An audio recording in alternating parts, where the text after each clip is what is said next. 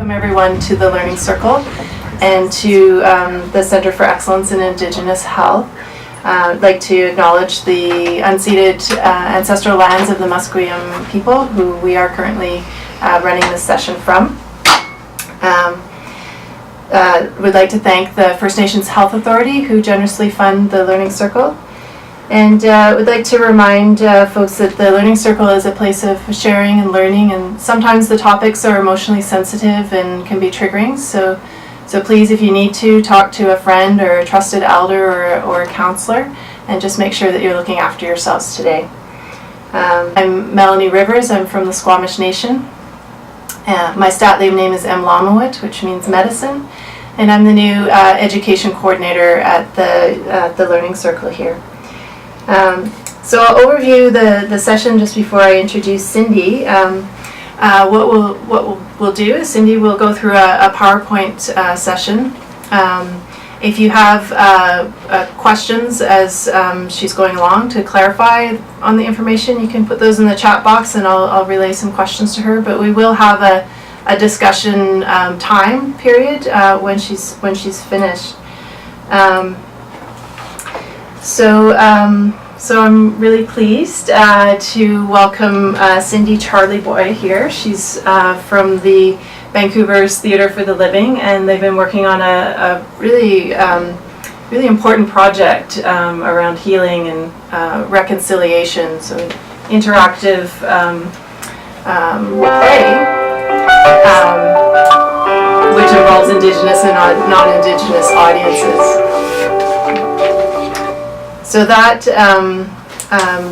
so her presentation, we've got some music playing here, okay. So her presentation will share ideas on how to hold conversations around reconciliation and what they've, how that's gone for them, and some upcoming opportunities where people can connect in, and they've got lots of great resources on holding discussions. So welcome to our video. Yep. All right, so I'll turn it over to Cindy. Okay, thank you, Melanie. It's great to meet you. I'm very thankful to be here on the territories of the xʷʔam, the Squamish, and Tsleil-Waututh peoples. And my name is Cindy Charleyboy. I am Chilcotin and xʷʔam and Norwegian. And as you said, I work with Vancouver's Theatre for Living. And we have a play out right now called xʷʔam at Home. And it's touring BC. So I'm going to be talking BC and Alberta. And I'm going to be talking a bit more about all of that throughout this webinar.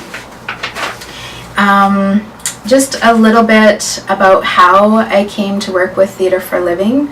I do a lot of creative facilitation, and I've worked with First Nations communities and organizations for probably about 15 or so years now. And about a year and 2 months ago, I was given a challenge, which was to take any skills that I might have and double down on them. So however I was helping people, however I was using my skills in the day-to-day to try to reach out to an even broader group of people. And so I've always worked with Indigenous people and on Indigenous issues. And at the same time that I was given this challenge, Canada 150 was coming up. And so on Facebook, I'd see these posts from, artists and friends, people that I really admire, who were saying, kind of giving the thumbs down to talks about reconciliation and not wanting to be part of Canada 150, and really wanting a broader recognition of the actual issues. And so I saw a posting for, around the play xʷʔam to do some administrative work, to do some grassroots outreach. And I just thought, wow, that's one of my skills, is connecting with people, networking, letting people know when something's happening. And I really believe in art's ability to transform, whether that's music, visual art, performance art. I believe that it can actually put people into a different state, like physically within their body. It can put them into a different place. And so then they can take in information much more easily. They can create change for themselves in that moment quite easily, and it can be lasting change. So I got really excited about the project and applied, and once I met the group of people that I'd be working with, my excitement kept building. And it's been that way all along with this project, where I feel really good about the people that are involved and all of the unique experiences that people have when they come to the play, which is audience interactive. So I'm forgetting to share my PowerPoint here, so I'm going to move forward. Okay, so a little bit about the play, and I'll describe more throughout. But the play is audience interactive, and it puts real tough and current issues onto the stage about the blockages that we all face in regards to moving towards reconciliation. So with that being said, the actual purpose of the play is to be triggering, is to realize, like in our day-to-day, we all have blockages. And so we all face these blockages. The play was created by an Indigenous and non-Indigenous cast and crew and workshop participants, and I'll speak to that a little bit more in a little while. But the important thing is that all of these people who came together to create the play all have authentic lived experience with reconciliation. So none of the play is written like or performed, or actually the play hasn't been written at all. It's a very interesting process, the way that it came about. It has a lot to do with improv in theater. But it wasn't created with this idea that it's from a place of knowing exactly what reconciliation is. It's created from a place of not really being sure. And so that's why you'll see in a lot of our social media that we'll ask the question, what does reconciliation mean to you? And the meaning for you might change over time. So these are two of the characters that are in the play that are they play a bit of a central role. Madeleine plays Sia, and Astabak Kustachin plays Lucas, and they're both young Indigenous folks who are trying to find their way through the day-to-day. The play is 30 minutes long, and it builds into a crisis. And so like the tension builds and builds and builds, and then it just stops and there's no resolution. And then the play begins again, but this time it's facilitated by the director, David Diamond. And so this time the play begins again, and audience members are able to participate. They can actually come up onto the stage and take the part of a character and introduce some new idea, words, behavior that then the other characters respond to.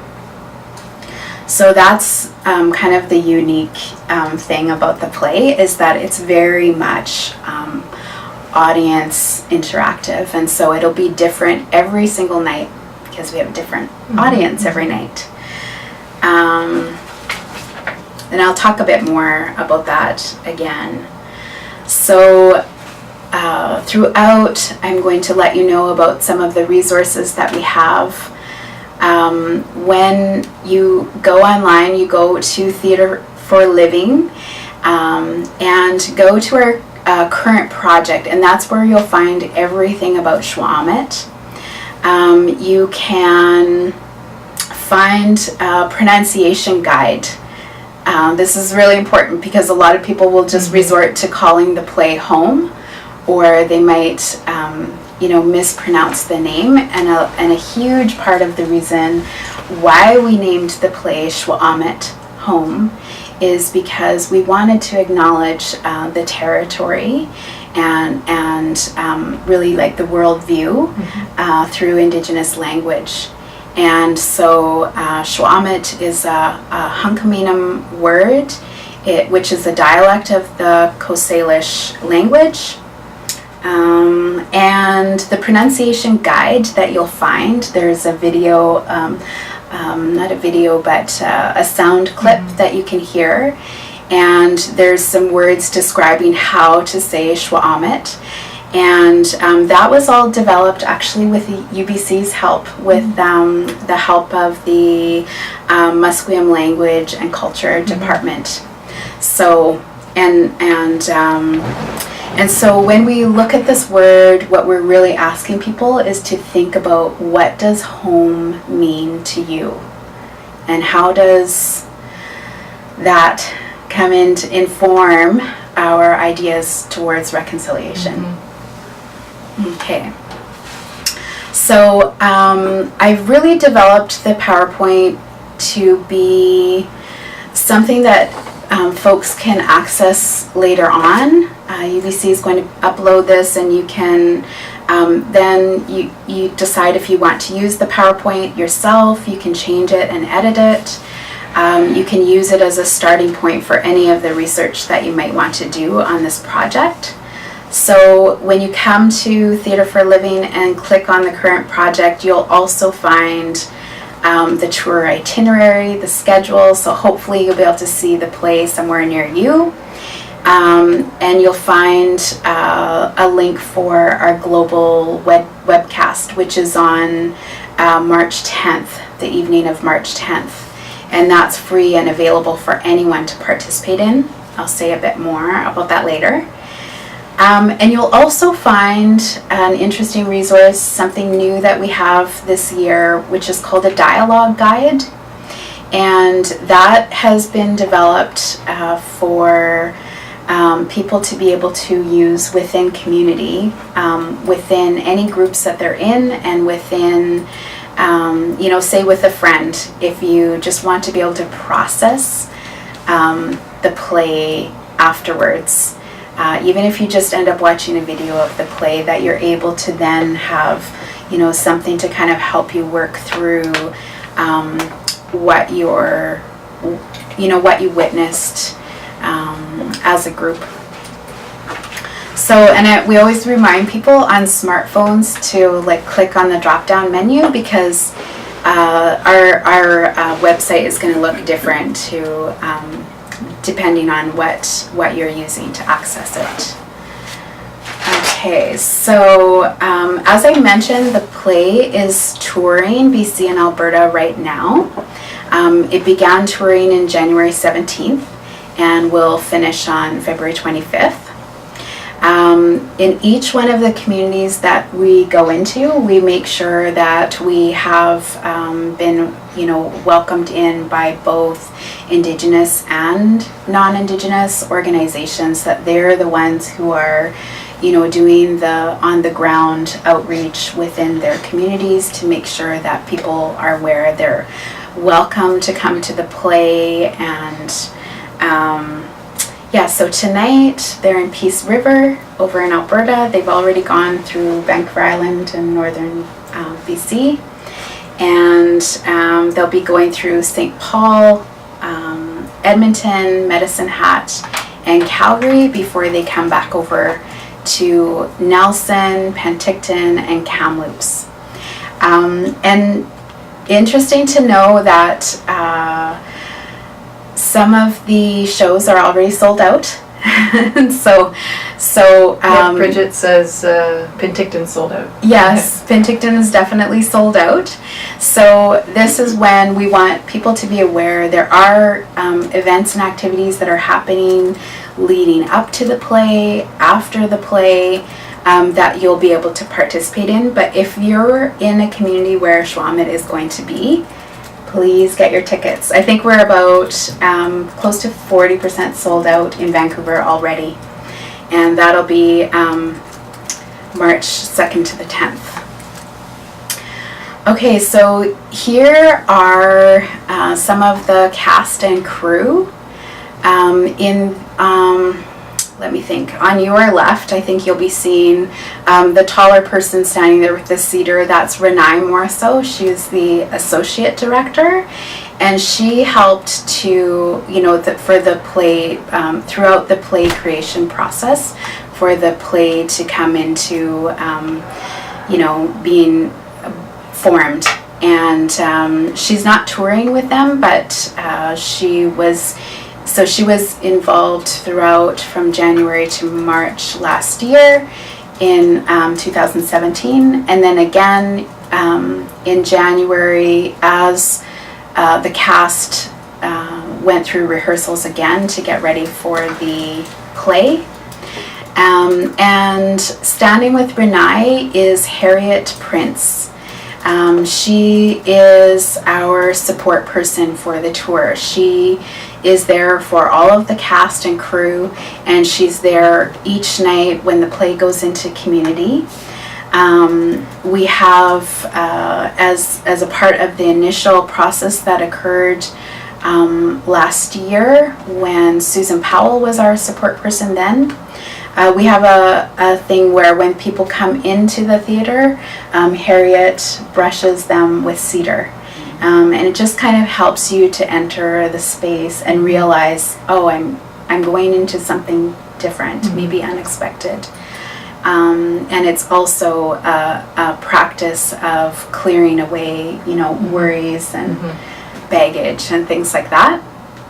And so each night during the tour, Harriet meets with local support workers, and those support workers are all introduced. They're within the audience, and they're there for folks if they are feeling triggered and need to talk. And then in Vancouver, when the play is here in Vancouver in March, we'll have also support workers that are from the Indian Residential School Survivors Society. And so they'll be there with Harriet each night of the play. Okay, and then there's our cast of the play, and I'm going to go from the back row, left to right. So we have Mucha Mukatampa. She was actually here at UBC helping to facilitate some cultural safety training in the fall. We have Joey L'Esperance and Meg Roberts, Sam Seward, who is Snanemo, Madeleine Turbasket, who is Siel. I'm not naming all of their nations. Asavat Kustachin, and Naden Polisare. So the two gentlemen in the back row are actually new this year. Previously there was a fellow named Robert who played the role of the father, who was like the white father, but he couldn't tour. And then Sam Seward, the Indigenous father, he replaced Sam Bob, because Sam Bob also wasn't going to be able to tour. So that it's interesting because the play is a little bit different with their different, personalities. Yes, March 2nd to 10th at the Fire Hall. I believe we have 9 shows altogether. Some of them are already sold out. And go to the Fire Hall Arts Center to find tickets. And if you don't find them right away, just search around a bit. And it is on their website. And then on March 10th, we have a live webcast. And what's interesting is that people participate from around the globe. They're participating. They're allowed to chat with what are called web actors. And I'll say a little bit more later. Okay, so I basically put this slide in for our information. People can go to this and look at this at another time. But Theatre for Living has a long history of working with Indigenous communities here in BC and with Indigenous issues. And everything that they do on invitation. And so there have been many amazing projects that they've done that have come directly out of invitation from First Nations communities. Communities asking to have a specific play on a topic, or to have what's called a power play, which is basically a series of workshops leading up to a community doing its own performance.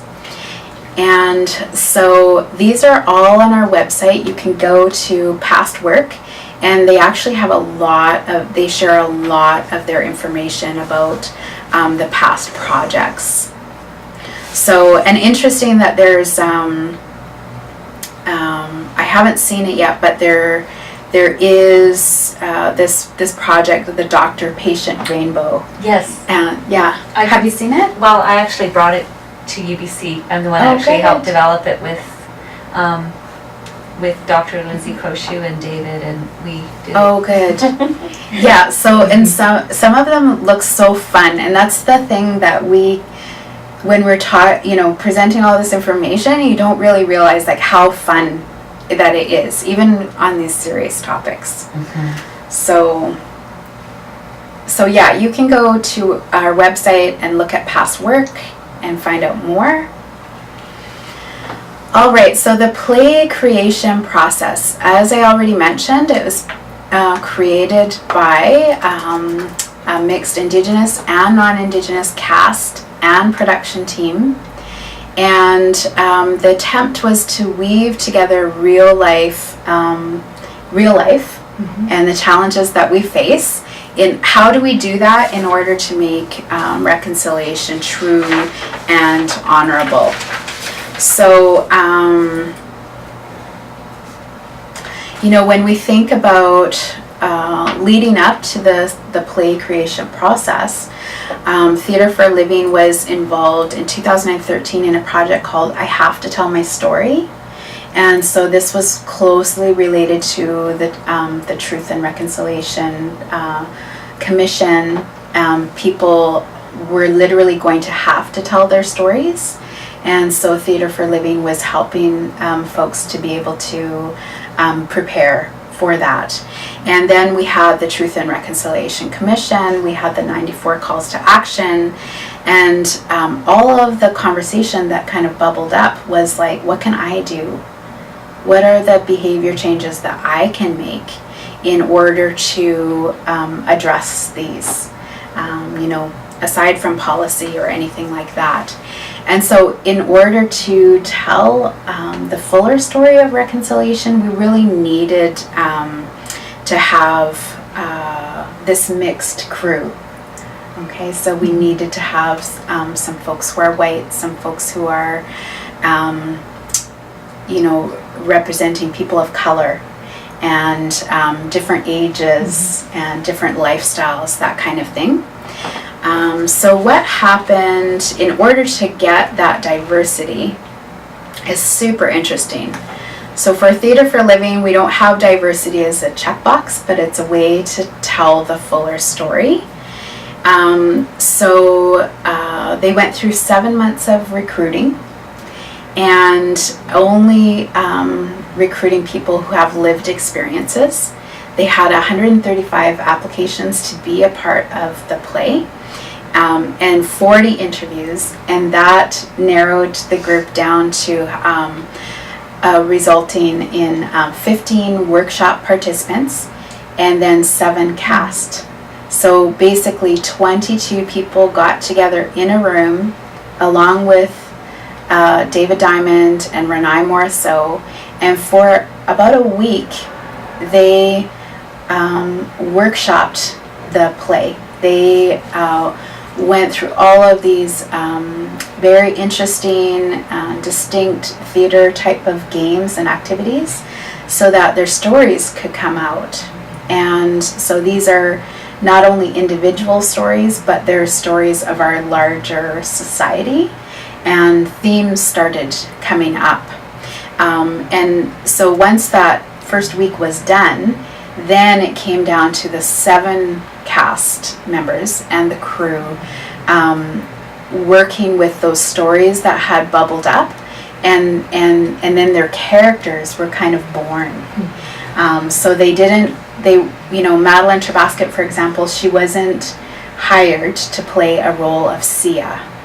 Sia came up out of all of this, and now that she is played by Madeleine Trebasket, she's distinct from Madeleine. And so when Madeleine's in the play, she's reacting as though Sia would react, not necessarily as Madeleine would. Okay, and so throughout all of this, we've tried to really keep that feel of that this is today. And so even though the play was created a year ago, and even though some of the issues mentioned in the play may have actually occurred sooner or like longer ago than that, when you're watching the play, you'll understand what I mean. But it feels very much like it's today, and that this is something that affects all of us, not just, Sia. It affects all of us. And we tried to put the real issues and the real questions onto the stage. So beyond policies, what does reconciliation actually mean? How can we make it meaningful? What does it look and feel like? And is it honestly just another form of assimilation? Powerful questions. Yeah, and very interesting questions. Yeah, and that was part of why I challenged myself to work with this project, was because I knew, just 20 years of experience, the way funding goes, that there would be more funding going towards reconciliation projects, that Indigenous people have already been working on this for many years. They're going to have to continue working on this, reporting on reconciliation. And so then how do we make it real? And how do we make it ours, what we want? And the other thing about the play is that it utilizes popular education instead of didactic education. So what I mean by that is didactic is when someone's up at the front, just like I am now, speaking and giving information, and this is how you're expected to learn, whereas popular education is participatory. And so this is why we have the audience interaction. This is why everything that went into the play creation process is with the audience in mind, being able to experience the play. So the play isn't put up onto the stage like a lecture with a message. It's different every time, and it's a place for us to rehearse changes that we might want to make.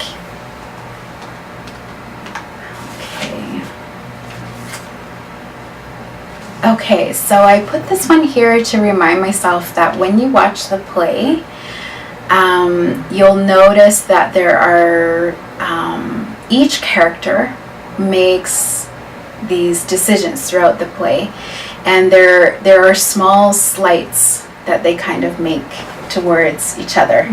And so in this picture, you might not notice it at first, but the person of color, Mucha, she plays the role of Chase. She's feeling peeved because Sia is giving she's giving Lucas a medicine pouch, And so there's this one line where she's like, "Where's my medicine pouch?" You know, and so the characters are doing all these little things, just being themselves really in the day to day, but it builds up over time. Okay, so the popular education that I had talked about in the play, it directly is called forum theater, and it's a form of community building. So it's a form of gathering community voice together, rehearsing change together, a form of realizing what the barriers that we all might face, and a method of rehearsing change. So Theatre for Living was formerly called Headlines Theatre, and they followed, they still use forum theatre, but they followed, I think I'll talk about this in a second here. I'm mixing myself up. But at the core of everything, it's all about giving voice. Anything that is within the play is about giving voice, and that's why we're pointing out that it's community building, because when people or the issues actually literally do have a voice, it helps us to bond in a different way, instead of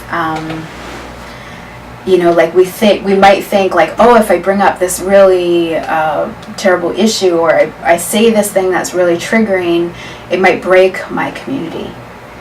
But it actually builds.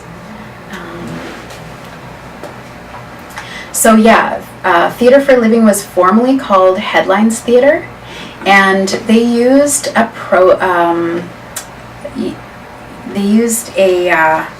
totally mixing up my words.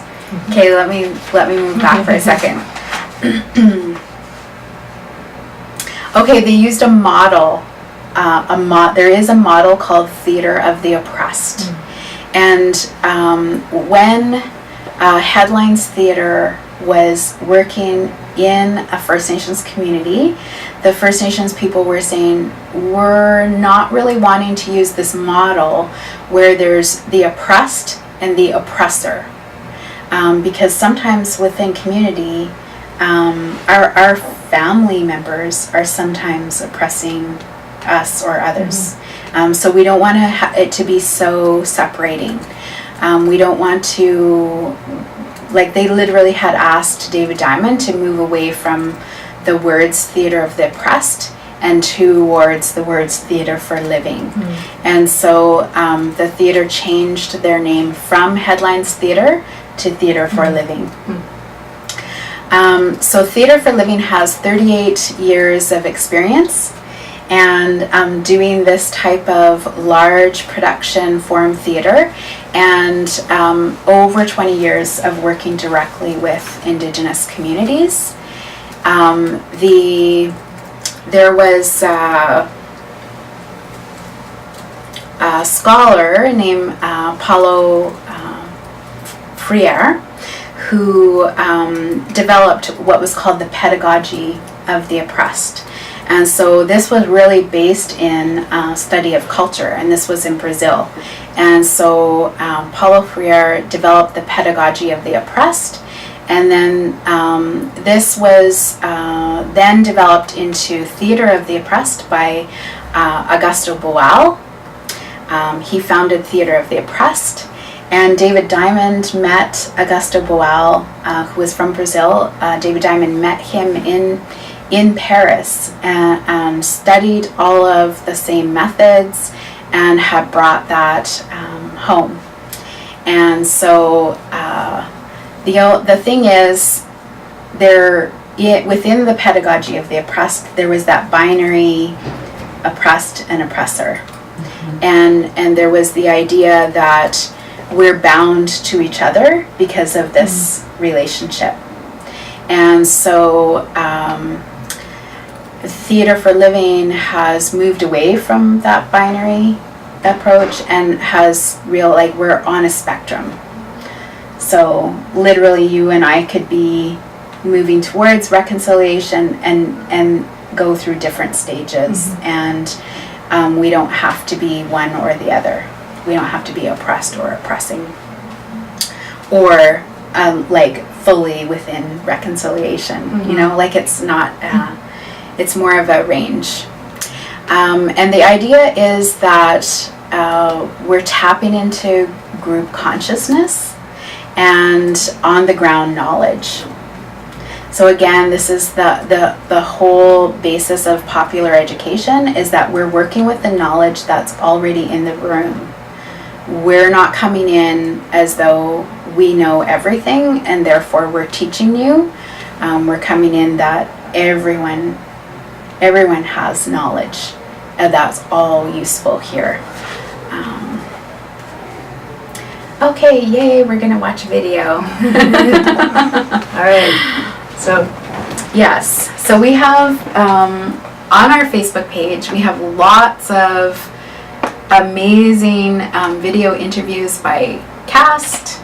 We're going to check out this interview by Madeleine Terbasket, interview with Madeleine Terbasket, and this was done before the first play. Reconciliation to me is repairing the relationship between non-Indigenous and Indigenous peoples. And I think with the government, I think it's kind of like a move. I don't really trust the government, but I think socially it's a really amazing movement. My name is Madeleine Terbasket. I'm from the Okanagan, and I'm Syilx, which is Okanagan, Ho-Chunk, and Anishinaabe, and I also have some English and German. And I'm an artist. I do performance art. I was in university during Idle No More, and I was skipping a lot of school to go to rallies and protests in support of the Nipmuc people, and it sparked something inside of me that I knew I wanted to like fight for my people. And it also kind of impacted me negatively, because it was overwhelming for me to have to learn all of this traumatic information about the devastating things that happened to my people and the people across Canada. And it was really hard. I think the biggest power of theater is that we get to experience our emotions as a collective, and I think it's really important around this issue because we're really blocked when we don't want to feel it because it's hard and it hurts. So I think if we're all together, it will be really healing for Canada. I hope that we can do the hard work that we have to do to reconcile and see each other as humans again.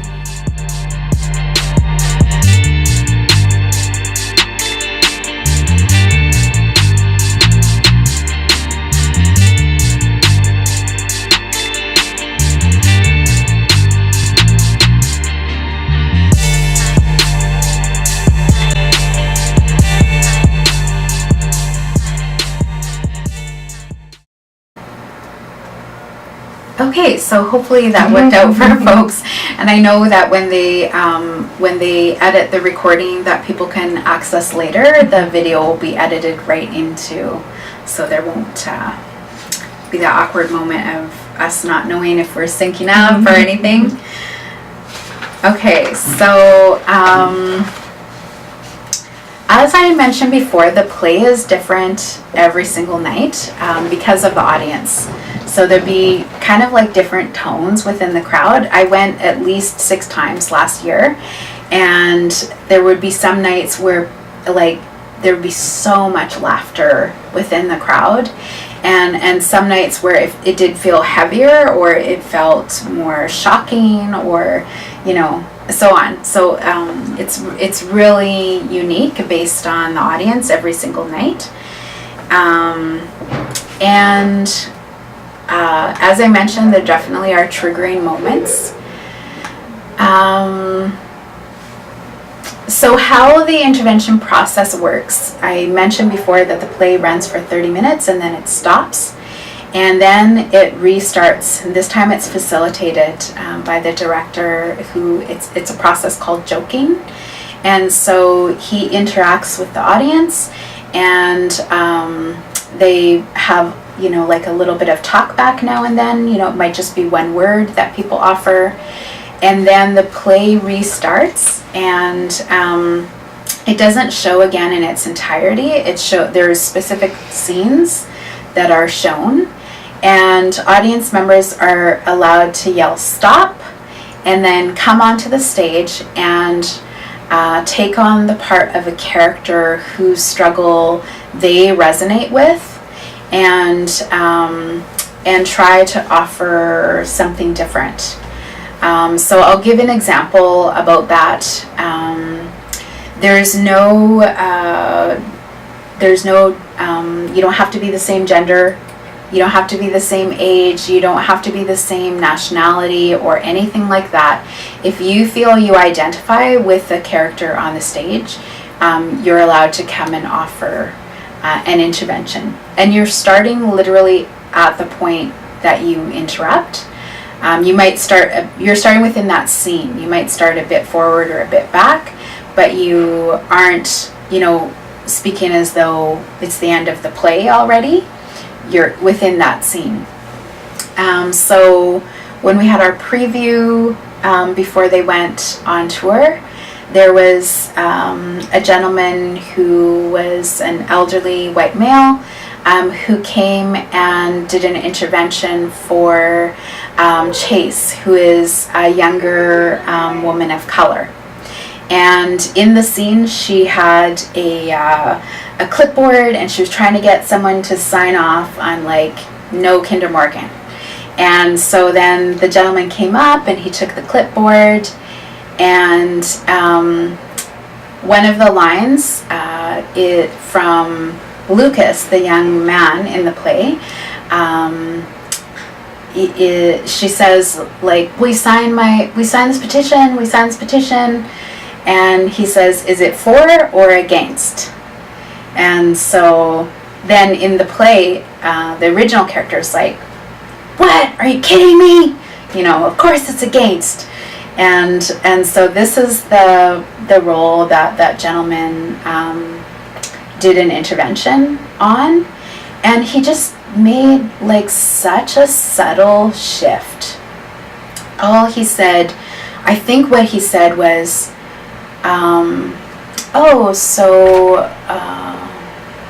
what are you studying in school? And the character says, engineering. And, okay, so what year are you at? Oh, I'm in my first year. And so he just started to engage him in conversation instead of being like, what are you talking about? It was so subtle. And we sometimes forget that in the day-to-day, especially when we're passionate about something. Yeah. So it was just really neat to see how this gentleman could come and take on the part of the character, and to also begin to have a real conversation. I think I'm gonna stop there for examples. I'll give another example. I'll talk about the themes. So some of the themes that come up, and you can see if you go to our past work, there's a lot of description about last year's play. One of the themes that came up and continues to come up again and again is that we will have well-meaning folks come onto the stage and try to solve everything. And really come as though they're a different they're not the character, they're this completely centered character who's going to smooth everything right over. And so that's one of the common things that happen, which is like magic, right? And which, of course, we want to be able to do magic, but yeah, the director will usually point that out. Oh, so you no longer have a drinking problem. Oh, you no longer have anger issues. So it's really interesting. There are common interventions that people will try to make. So let's say, like, as the mother might come along and just like completely give in to the son.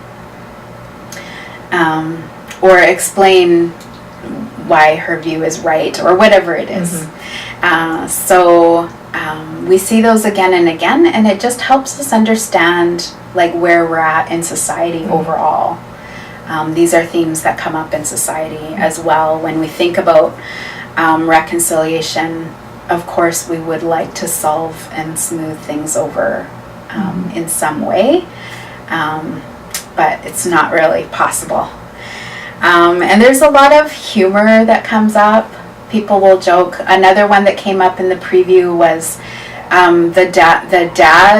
the white dad. He was saying, I don't want our son to turn into one of those angry native guys banging on the drum. And the mother, an Indigenous woman, had come up to replace the mother, and she said, banging on the drum is good. So then, of course, the whole audience is laughing. It was completely unexpected for the mother to say that, right? But there's a lot of humor, and there are healing moments. I saw one intervention last year where a young Indigenous male came up and replaced the character Sia. Right when she's in a really heated conversation with her dad. And he just took his own approach. Like, he sat down with the dad and he apologized to the dad and said, I know that I pushed you really hard, and the reason why I'm asking questions is. And you could physically see the dad kind of melt back into the couch a little bit and soften, and it was just so neat. Like, as an audience member, I was sitting there thinking, like, whoa, how would I feel if I was talking to my dad, and my dad, and like I saw my dad's walls come down a little bit. It would be so cool. So those types of things happen every night. We also have what people will kind of label as like successful interventions. And then we have ones that are kind of like a bit of a bomb.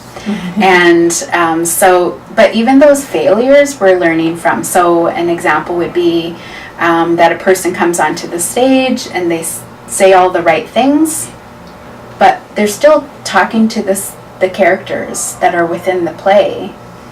So the characters aren't totally changed. This person might be, offering something really nice, and the character is like, forget it. I'm not interested. Like, and really resist the intervention that's happening. And of course, that person, I feel for that person on stage, because they might be like, this is not working out how I planned, I'm like, what do I do now? But it's very much improvisation in the moment. And so things might get really heated. What someone thought was a good idea, and people will say that too from the stage. They'll be like, oh, I thought it was such a good idea, but I forgot, that I'm within this scene. So we totally learn from those as the audience. And the cast, and what I'm hearing from the cast is that the cast is learning from those interventions as well. Their experience with reconciliation is deepening their awareness of reconciliation. So we're going to watch another short video again. This one's with Madeleine, but it's a more recent one. It was done right before the tour. And yes. and volume. Yeah. Okay.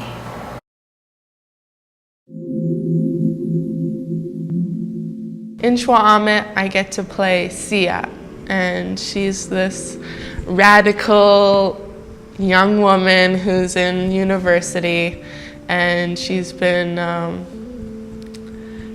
on like the front lines of decolonization. My character gets to say a lot of awesome things in the show because of who she is. So in xʷʔam, I love that we get the audience in on the show. So we do our 30-minute piece, and then we do it again, but the audience gets to stop it and then pick a character they want to sub in for, and then try to resolve the conflict in a way that they think it works. Being in xʷʔam was really empowering for me because I got to share my own personal voice on a lot of issues, and I got to explore what it means to be a youth and how that's different from everyone else's voice on the issues that we have. I got to explore my own power and strength. I am an Indigenous woman, but I'm also German, English, and Scottish, so I hold all of these different stories within me.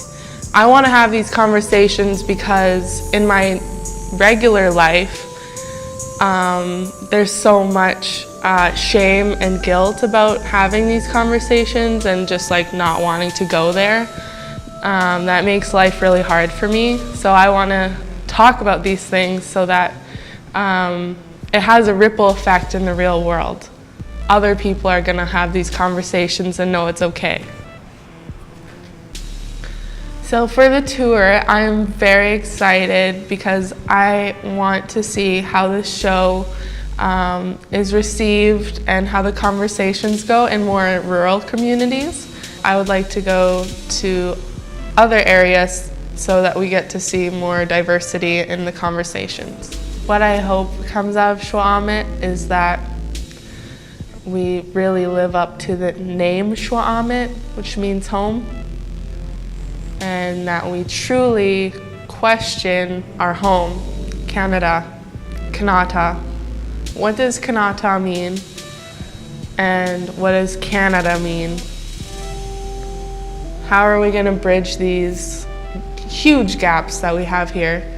And I hope that in xʷʔam, the conversations that we have, that we get to explore more love and hope and work through all of the garbage.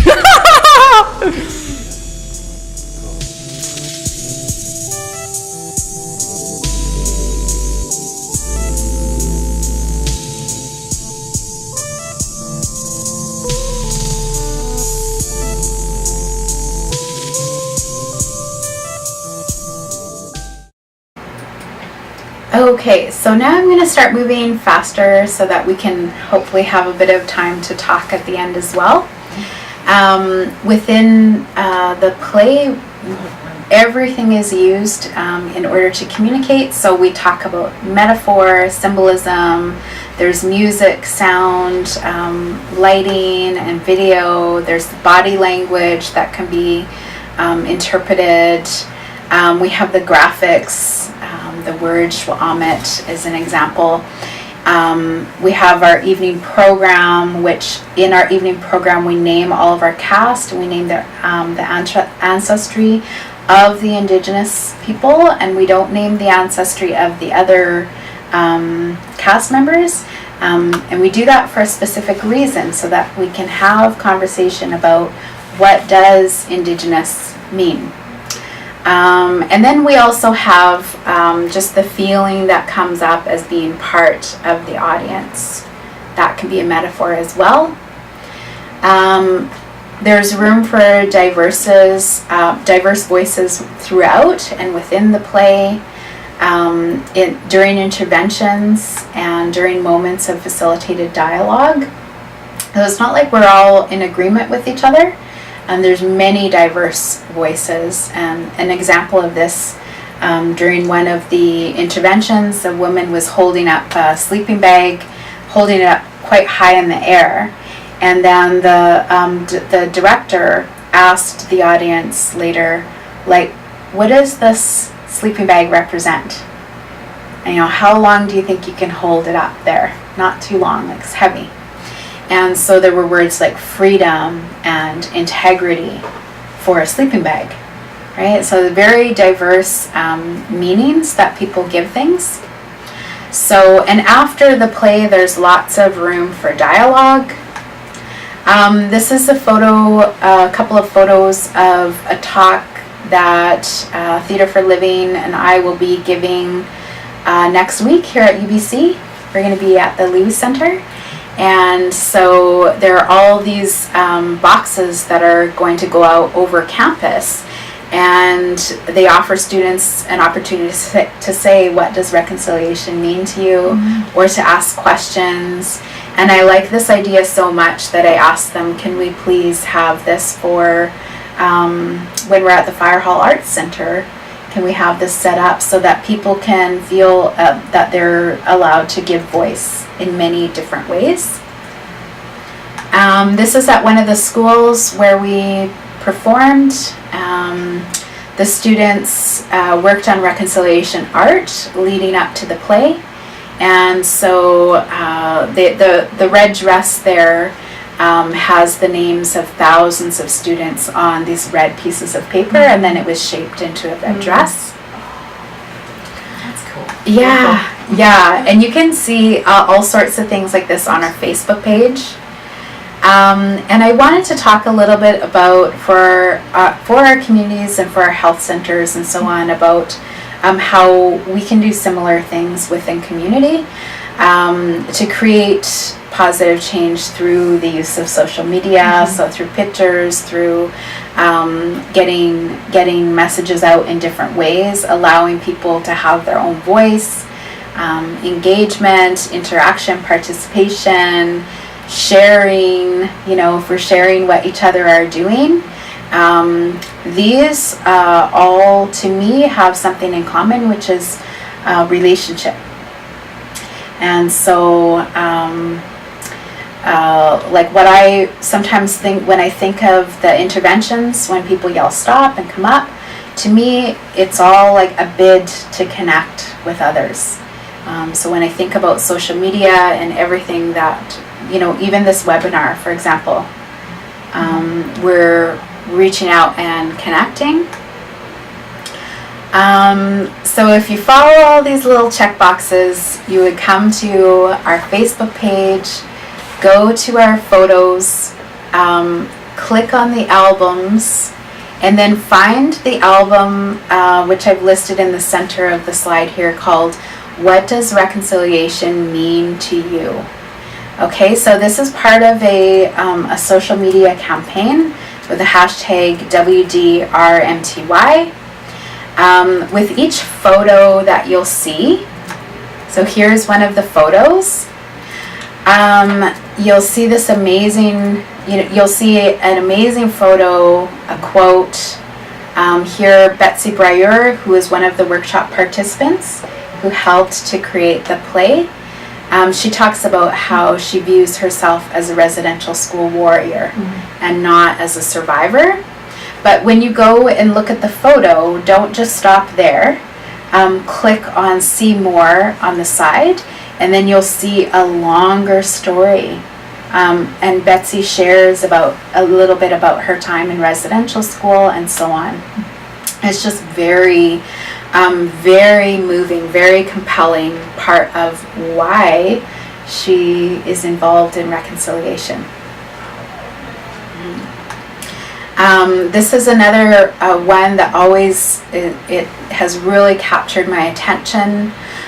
So Vanessa Scott, she was one of the workshop participants, and her great-grandfather played a role in administrating residential schools. And so when you click on See More and see her story, She was going through this time in her life where she was really wondering, like, whoa, what would my great grandfather, have experienced as being a part of residential schools, and really trying to come to terms with that herself within her family. And what happened was, when they had the hearings for the Truth and Reconciliation, they were across the street from her apartment. And so she went every single day and listened to testimony again and again and again and again. And so that to me is just so like incredible. Sometimes we feel like our story is so difficult, and then when we read the stories of others, and we're like, oh, okay, oh my gosh, there's many stories, and it kind of helps, I think, to feel your burden in a different way. Yeah, so for me, I shared my story as well, and talked about what I see happening for people, particularly here in the Lower Mainland. And one of the things that I've come to realize that reconciliation means to me is that it's very much about my relationship with the land and with the place, and the water, the animals, and then with people. I don't really buy into the idea that we need allies, like lots and lots, and everyone has to be an ally. I feel that we really need to be connected with how we feel in relation to others, in relation to the land, and so on. So I like having allies if they're a good match, for me or for the work that I'm doing. I put some tips here about trying to figure out what your story is, what your gifts are, the unique ways that you might contribute. There's a link that I'll share with UBC to a common teaching, like a planning tool, which is called a Know, Wonder, Learn chart, but includes action. It's not just the Know, Wonder, Learn. Action is like the biggest question that people have. I recommend that people notice options to join social movements, and that they make a practice of calling people in rather than calling them out. So when you're calling people in, you're really paying attention to your own story and why you want people to join you. Whereas if you're calling people out, you're really more outward focused, I think. I mean, it's not for sure. And here's just some really great photos. When I talk about social movements, this is from the cast members going to the Women's March in Victoria, and it looks like they just had an amazing day, that they really enjoyed themselves. And there's Harriet, our support worker. I don't think this was like pre-planned, but I think it's so cool that they went to the Women's March. Orange Shirt Day is another social movement that I believe everyone should know about. And I don't believe that there's just one day for Orange Shirt Day. I believe that we can rock our orange shirts as often as possible. The Moose Hide campaign is educating folks about commitment to stop violence against women and children. Next 150 is something that's really new. It just started about a week and a half ago. And the Next 150, I just love it.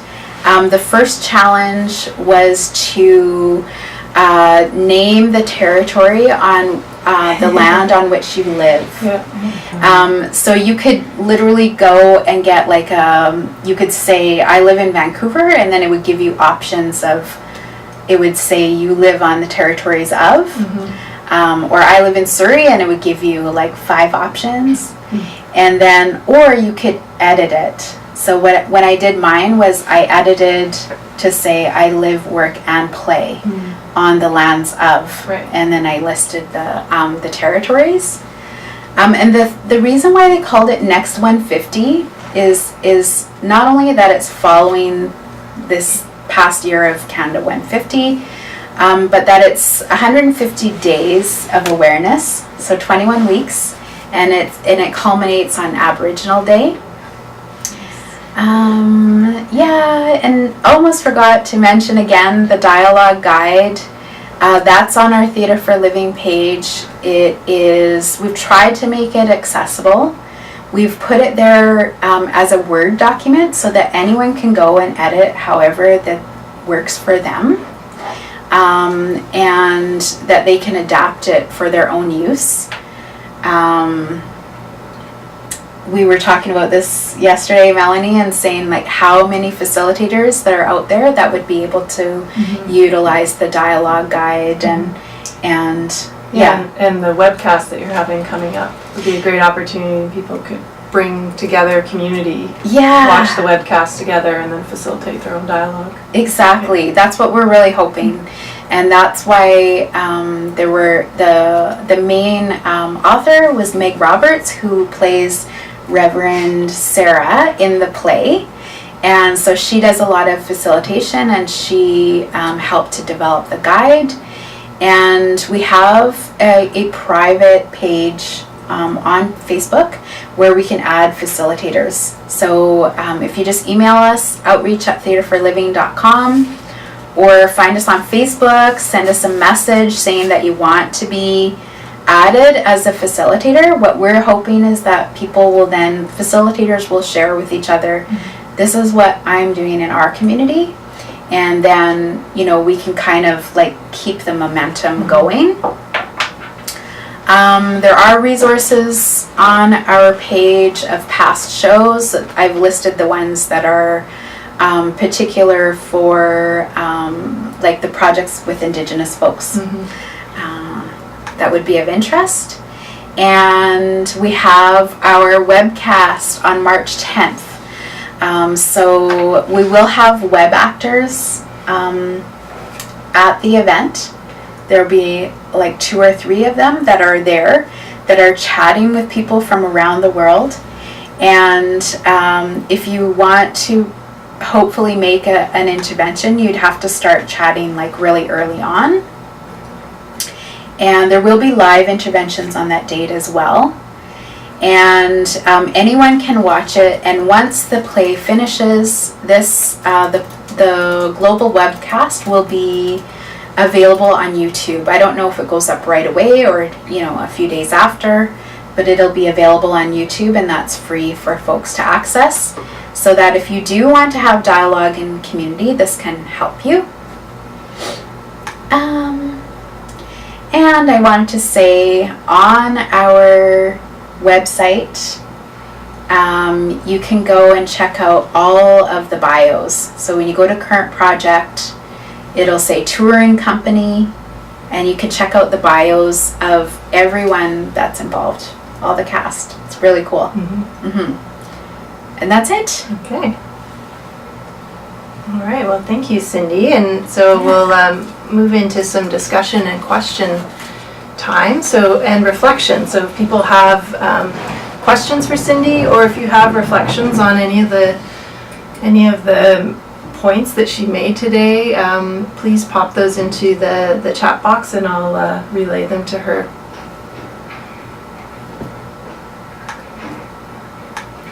Oh, I'm peeking and I see Diana Alvarez. Oh, I think I know Diana from Lush. Make this bigger. Yeah, so she said, please add another performance during the weekdays at 1 p.m. The one on Wednesday, March 7th, is already sold out. I wish we could. I wish we could. Yeah, we have to think of our cast when we're arranging all the dates. Like, we're already working them like crazy. Yeah. And some people have, as you've been talking, have purchased tickets. Oh, good. Yes. Awesome. That's so important. I can't tell you how many people, they just get really excited about wanting to come. So tickets go fast. So some comments, be encouraged, Cindy. This is such important work. Thank you. And thanks, Cindy, for your hard work and outreach. Thank you. And Nikki saw the production in Chilliwack a week or two ago and said it was amazing. Oh, She good. attended with some friends and colleagues from work, and it was very cool to see some of the audience members healing. Nice. I really liked how you said it was a rehearsal for behavior change. Yeah. Yeah, because often, we might read about reconciliation or talk about it, but to actually rehearse and practice behavior. Yeah. We don't really get that many options. But when you're watching the play, you get a lot of ideas about what you can do differently in the day-to-day. And Nikki said her supervisor intervened and had a healing moment. Oh, good. And Susie said she would be sure to see this in Manitoba. And yes, rehearsing change is a great mode of transformation. So when is the social media outreach day? Oh, yeah. Thank you for asking, Erin. We, on this Friday, we're having like a social media day. And so we're sort of shutting down the office and just hanging out in the office and chatting with people and sharing things on Twitter. We're going to be doing some live Facebook. I haven't invited them yet, but there's like 2 friends that I'm going to invite to come and make bannock with us. And we're just going to be doing like social media outreach all day. So we hope that you'll join us online. And we might do more than one of those, because that's been our biggest promoter, has been people commenting and sharing on Facebook and saying date night. And Maria says, hi Cindy, thank you to all of you. I'm curious, how do you decide to use the word Indigenous instead of Aboriginal in Canada? Let me see. I'd like you to help answer the question too after. But so something that I've heard recently is that Aboriginal is a legal construct word. And that Indigenous has the meaning of like being the original peoples of this place. And so there's definitely been a change over time of going from, I won't say the first word, but then First Nations. First Nations is still sometimes used, and in particular in regards to communities and or nations, meaning governments. And so some people might still identify as First Nations. Some people might choose the word Aboriginal. But the current term that most people are using is Indigenous. Yeah, I think I think when there's controversy, there's always going to be a shift in terms as well. Yes. I see more and more people moving to using the term Indigenous. And I think there's some good sites out there that go through the different definitions. We'll see if we can find a link to that later. Yeah, that's a good point. And maybe that's something that even at Theatre for Living, we might want to add that to our resources that we share out with communities.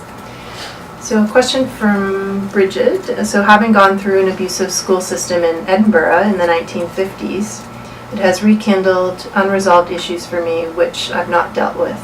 While it hurts to recall, I'm thankful to have this opportunity to look at the next 150 and signed up yesterday. Awesome. I'm really curious, is it Brigitte, and did I sit next to you during an event and have a conversation with you? I feel like I did. So please comment if I did. I think I met you. Okay, so I'm really glad to hear that you're choosing to go through, to deal with some of those issues. And I would say that yes, it does bring up unresolved issues to the surface. And I think the more that we focus on our own selves and our own healing, and at the same time being aware that this is a really current issue within our society, particularly for Indigenous peoples, I think that's really Okay, so if you're 74, then it's not the same person. But thank you for answering. Yeah, so I'm glad that I hope that you have enough supports that you would like to have. And thank you for participating in the next 150. And I think what struck me about the whole play and project is the way that you're holding discussion around reconciliation, and all of us probably have that opportunity, and people ask us about reconciliation, and that it isn't, you aren't defining it for people, you're giving people that space to explore it, and that you are moving people into a uncomfortable place. Because when we stay too comfortable, we don't always change. It's important for us and for audience members that they feel safe. But I saw a newspaper article the other day that described the show as the play as a beautifully uncomfortable experience. So, And that moving through reconciliation isn't black and white. Moving away from those black and white. There are real emotions that come up. Shame can be one of the things that people might feel. People might feel like this is not my issue. All of those things that come up for us might be real for us, and so we can't just like plow through the barriers, but to acknowledge them, notice that they're there. So we're getting close to the end of our time, but there's one comment here from Nikki. So in my community, we also believe in the importance of reconciliation. We are hosting workshops with many of our high school students as well around this, and it's a really exciting time. Oh, that's awesome. I'm really glad to hear that, because especially for high school students, and it's not too early for them to be aware of current events and important social issues, and they're solid enough to be able to I think be included in the conversation. And Nikki, just so you know, they're through the indianhorse.ca, you can actually register as an educator and request that your class come to a screening of the film, which is also helping people, inform people about residential school. It's based on the book by Richard xʷʔam, Indian Horse, and that's Canada. Not Canada. The next 150 challenge is found on the Indian Horse website. There's lots happening, and we've got to remember to remind each other of like all these fun things that are happening. So Sandra's put up a link there for that, and Cool. Nikki said, awesome, I absolutely do that. We're having a workshop on March 3rd. So. Okay, so I just put the site up there for folks, so you can have a look at that afterwards as well. Yeah, so actually, interesting enough, the Next 150, the app, was made by Anamiki, which is an Indigenous organization that works with technology, and they use nativeland.ca to populate that first challenge, which was whose land am I on? And so they are connected with nativeland.ca. So that's so cool that all these new resources and technology is actually helping us instead of being annoying. So we've come to the end of our time, so I really want to thank all of you for joining us today and participating, and really like to thank Cindy for coming and sharing very, very exciting work that you're doing, true transformational Thank you. Healing work. Also want to thank the team that's helped prepare today and help with all the setup. And I just want to say thank you for having me. It was so funny because Davina had invited me for a different purpose, and I said, no, I can't come. I'm working on this amazing project. And then she said, What is what? Tell me more. So that was really funny. I really enjoy how welcoming that the Learning Circle is, and the Center for Excellence in Indigenous Health. Yeah, I appreciate you guys. Yeah. Thank you. We appreciate your time, and all of you as well. And there's some thank yous coming in here as well. Okay, so have a good day, everyone. Yes, thank you.